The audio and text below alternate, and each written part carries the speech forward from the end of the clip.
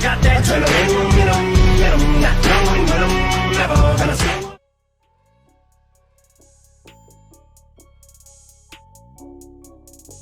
Hi, Assalamualaikum and very good evening to all. Today, we will discuss about drug awareness. As we all know, drugs are one of the enemies of the country that we must work together to eradicate abuse. We can see many efforts from the government and NGOs who organize various activities to eradicate this problem. So today, here we have a speaker from Agensi Anti Dadah Kebangsaan AADK, Mr. Aiman, from Hospital Shah Alam, Dr. Athirah, Miss Lisa from Lawyer Company, and lastly our ex-drug addict, Mr. Afif. They will share to us a little bit of their experience for our topic today, which is drug awareness. Okay, Mr. Aiman, actually there are so many questions that I want to ask, but we don't have much time for this talk show. So let's start with a simple question. Can you tell us why do only some people get addicted to drugs? Okay, this is a good question, and unfortunately, it's not an easy one to answer because some of people are more vulnerable to addiction than others. But it's important for you guys to remember that anyone at any age can become addicted to drugs, and because of our brain is still developing as a teen. However, we are especially prone to addiction. Drugs and alcohol may change the chemical in our brain. They disrupt how we think, how we act, and how our brains work. It's only take a few hits or a few pills to start this cycle. I know you guys think that it won't happen to us or anyone else, but trust me, we cannot predict it. So you are saying it depends on each individual himself, right? Yes. So can anyone get addicted if they do it just once, and why? Yes, you can. Most of people at our age only have the intention of using drug once in a while. They do not intend to develop an addiction, but many do. This is because addictive drugs chemically change the person's brain, which each time of use progressively, our occasional use may turn into a frequent use, which may turn into a regular use over time. This is the cycle of addiction. Okay, how do we know if someone is addicted to drugs? There are many different signs of addiction, and every drug has its own unique symptoms and side effects. If you think that someone you know has an addiction, pay attention to how he or she acts and looks like. If you notice any of these behavior or physical signs of drug addiction, it's important to talk to your friends as well as tell a trusted adult who can help them. Okay, about help them, what can people do to help their friend who is addicted to drugs? If you think your friends or any of your friends has a serious drug problem, the most immediate thing you can do is offer him a support. Talk to your friend and let them that you are concerned to them, that you are there for them. Encourage them to seek help from a trusted adult, such as school counselor, doctor, or an addiction professional. So you can also talk to me, and together we can figure it out how to find a professional who can get our friendly healthy again. If you feel that your friend is in danger, this is especially important. You can help save your friend's life if you recognize that there is a problem. You can be a positive influence. That's all. Okay, thank you, Mr. Aiman. So next this question is for Mr. Afif. So Mr. Afif, as we all know that you have been drug addicted before this, right? So can you tell us a little bit about drug from your perspective? However, it's not just illegal drugs, such as cocaine or heroin, that can lead to abuse and addiction. Prescription medication such as painkiller, sleeping pill, and tranquilizer can cause similar problems. In fact, next to marijuana, Passion painkiller are the most abused drug in the US, and more people die from overdosing. Powerful opioid painkiller each day than from traffic accident and gun death combined. Addiction to opioid painkiller can be so powerful it has become the major risk factor for heroin abuse.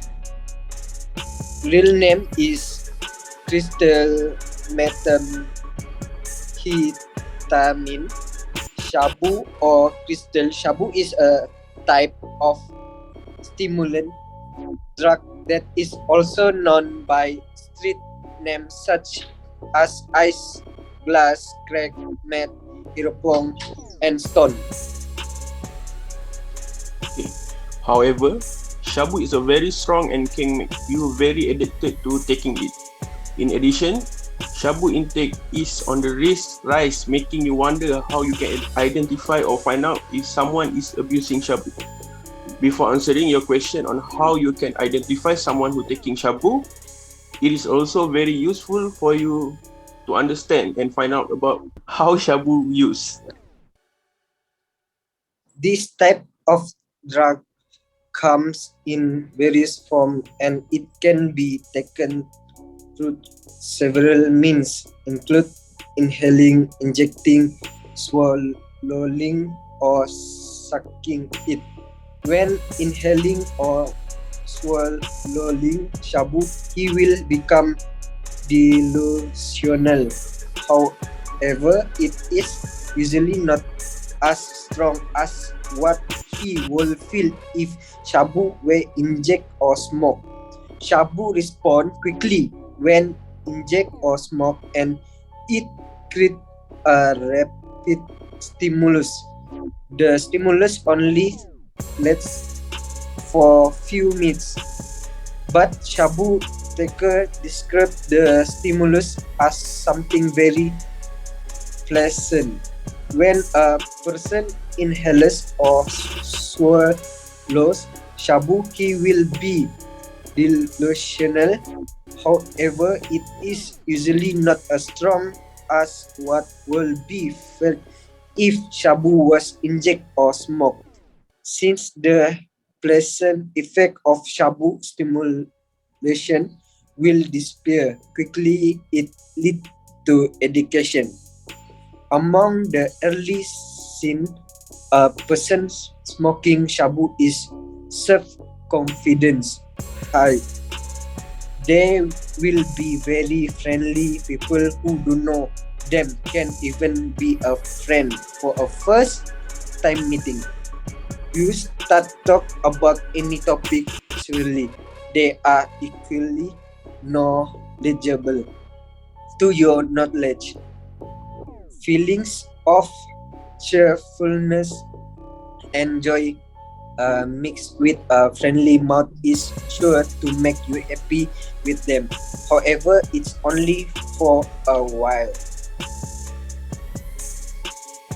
Okay.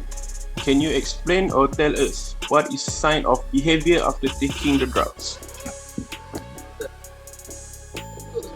Be very sensitive or physical active, loss of appetite and weight loss, depression or mood swing, mental illness or hallucination, high blood pressure, increased body temperature, and heart defect, lately breathing, shifting like Gigi. Oh, like Gigi, eh? So, do you have any advice for all people out there to avoid drug abuse? Shabu abuse will affect you mentally as well as physically, where it can change your personality or behavior, as well as your influence. Drugs are very dangerous. Avoid drugs disaster. Advice for teenagers: choose quality friends and avoid smoking. Fill your time with rewarding activities such as reading book, playing sport, and do a favorite hobby. Okay, Mr. Afif, thank you for your share about your experience. So next we have our lawyer, Miss Lisa. Okay. The drug situation in Malaysia is very much under control with regular detection and disruption of drug trafficking syndicate. Dismantling of clandestine. Can you explain what the domestic drug law in Malaysia? Thank you, our host for today. So, in order to control and curb the drug menace, Malaysia enacted the relevant drug laws, namely Dangerous Drug Act 1952. This is the country's main drug law, which regulates the importation, manufacturing, selling, possessing, exporting, and usage of all type of drug. Besides that, it also provides for the punishment for various drug offences under the Act, which include the mandatory death sentence for drug trafficking. Recently, there are many significant development in this Act, which have drastically transformed the legal jurisprudence in this branch of the criminal law. One such significant change in the amendment to Section 39B of the Act, which the judge has discretionary power to impose the life imprisonment and not less than 15 stroke of conviction instead of the death penalty. So the next question is, it has been claimed that the law nowadays has become more draconian. But in a series of recent decisions from the Superior Court, which in essence, what rule that the accused is entitled to fair trial and if those rights are violated?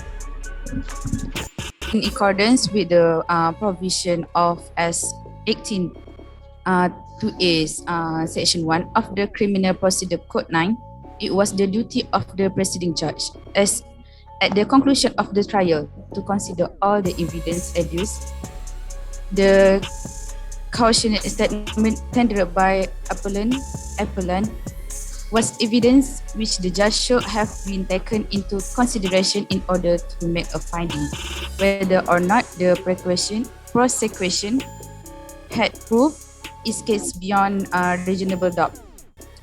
The judge must consider carefully whether the cautionary statement was capable of raising a reasonable doubt as the prosecution case.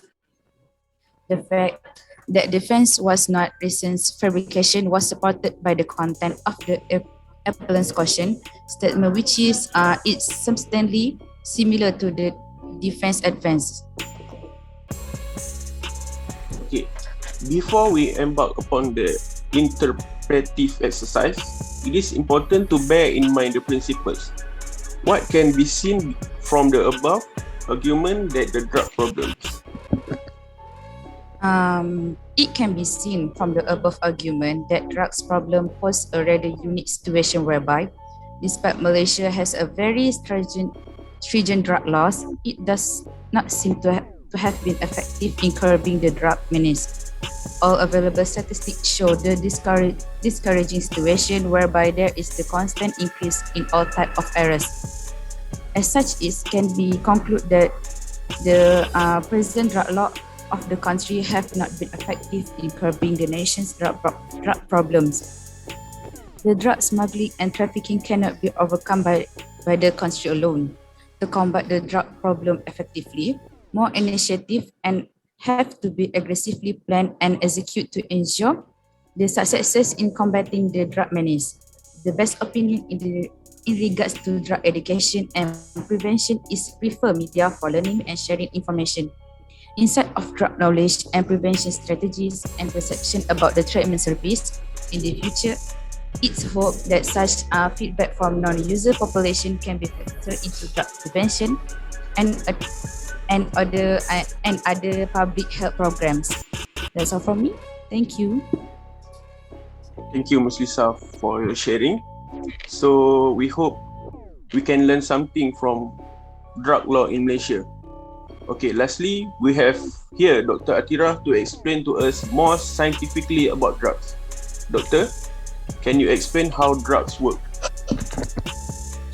Hello everyone. So drugs are chemical or substance that change the way our body works.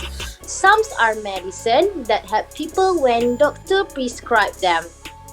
Many have no medical use or benefits when taken, usually by swallowing, inhaling, injecting. Abuse drugs find a way into the bloodstream. From there,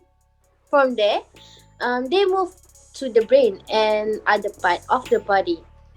The brain's drug may intense or dull the sense, change how alert or sleepy people feel, and sometimes decrease physical pain.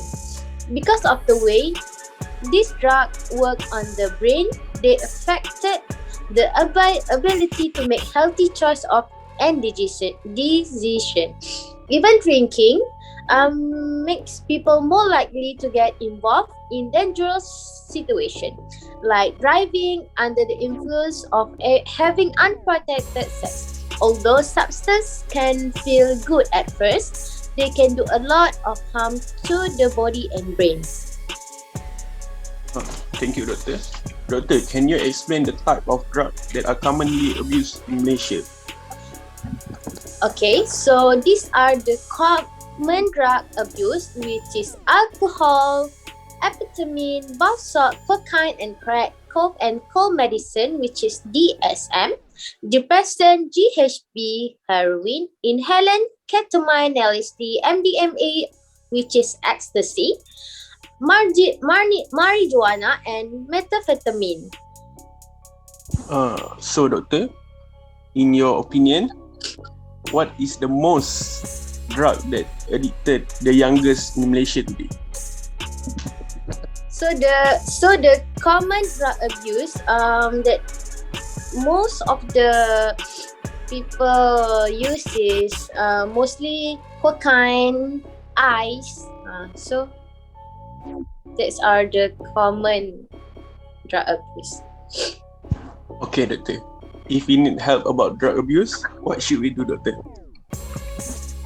If you think you or your friend may be addicted to drug, you can talk to your parents or their parents, doctor and counselor or nurse. They can help you to get what you need. Like several kind of treatment are available for drug addiction. There are two main types of behavior by helping a person change behavior and pharmacology by treating a person using medicine. Expert in drug treatment treat people how to live without drug by dealing with craving, avoiding situation that could lead to drug use, and preventing and handling replace.